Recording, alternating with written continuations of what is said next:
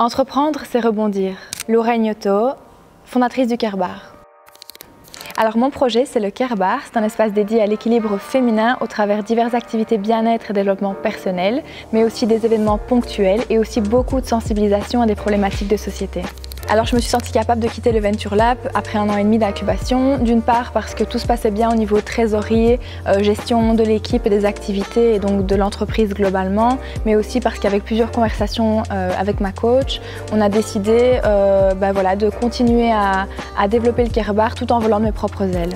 Mes plus gros challenges, d'une part, c'est en quittant le Venture Lab durant un contexte de crise sanitaire assez compliqué et financièrement aussi. C'était de me dire que c'était OK, que tout roulait et que je pouvais partir de façon sereine.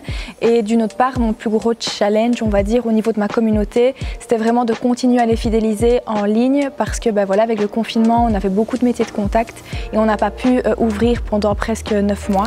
Alors aujourd'hui, le Care Bar est devenu un concept itinérant et principalement digitalisé. D'une part parce qu'on a décidé de fermer le commerce physique suite à l'annonce du 2e confinement en novembre. Le premier a été bénéfique, mais le second en fait a été difficile pour moi parce que toute mon équipe a quitté le navire et que je me suis retrouvée avec des problèmes de trésorerie et j'avais du mal à assumer toutes ces énormes charges financières toute seule.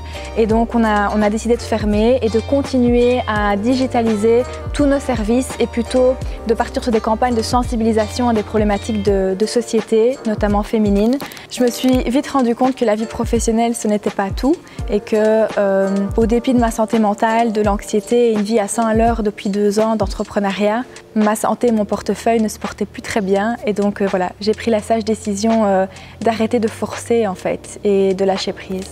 Le premier, c'est de s'écouter, de ne pas négliger les signes d'anxiété de son corps parce que quand ça ne va pas, impossible de transcender positivement un projet et de le porter et de faire que tout roule. Le second, c'est vraiment de garder une bonne trésorerie et de diversifier ses revenus en cas de crise pour pouvoir vivre décemment, payer ses charges professionnelles mais aussi personnelles.